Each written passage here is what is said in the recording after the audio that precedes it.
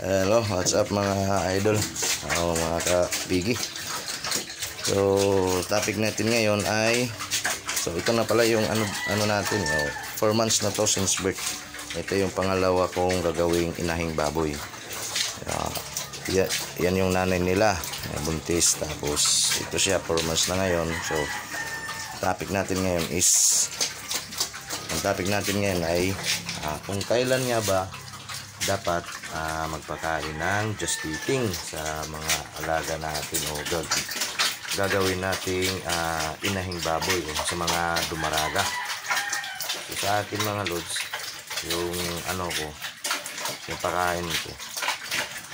So mga lods, bago nga pala tayo magpatuloy mga lods sa topic natin, so huwag nyo lang po kalimutan mag-subscribe. Pag-subscribe naman po yung natin, yung channel natin dyan, para naman tuloy-tuloy po yung natin ng mga video pag-share tungkol sa pagbababoy. So yun lang mga lods, bago tayo mag-umpisa please pag-subscribe naman kahit yung notification bell para update din kayo sa mga video natin.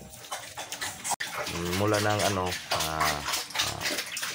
starter, tapos starter, so di na ako nag-grower. So ginawa ko para makatipid-tipid din at tsaka okay naman din na huwag ka nang dumaan. Para sa akin, hindi na ako dumaan ng grower. Diretso ko na siyang kinakain ng just eating. So yan yung niya, yan yung kinakain niya. So just eating na yan siya hanggang sa 4 months na kasi yan. So hanggang sa paglandi niya, just eating na yan hanggang sa magbubuntis niya. Yan yung ginawa ko mga lods. So kayo, kung anong yung mga discard nyo, pwede nyo i-comment sa baba sa comment section para naman mabasa namin sa mga iba natin mga viewers na tungkol about sa pagpapakain ng just eating sa mga alaga nating inahin o gagawin nating inahin o mga dumaraga na mga baboy. So pwede nyo i-comment nyo lang sa baba kung kailan kayo dapat nagpapakain sa gawing inahing baboy. So yun lang yun sa akin mga lods. So ginawa ko is di na ako dumaan sa grower. Tapos ng starter, diretso ko na 3 months siya. So nag-gestating agad ako. So yan yun. So kita nyo naman kung sa katawan lang okay naman.